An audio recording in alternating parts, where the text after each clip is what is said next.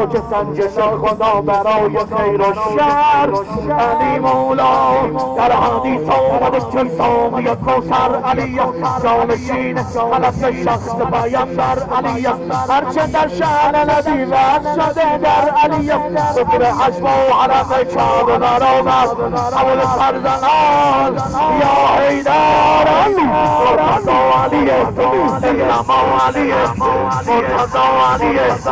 انما علی ذکر راه نجات کربلا علی مرتضی علی انما علی ذکر راه نجات کربلا علی اشهد ان علی ولی الله اشهد علی مولا برادر تنوی پیغمبر علی مولا ملاک سنجش خدا برای خیر و شر علی مولا محشر علی مولا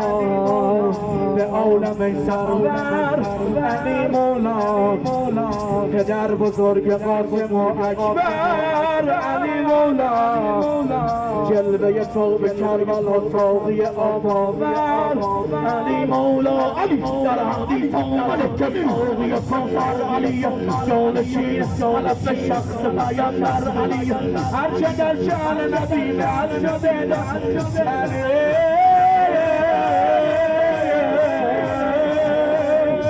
ختم اشبا کعبه برآمد راه نجات کربلا علی خدا علی عشق ما علی صاحب حرم و سیرون طلا علی اشهد ان علی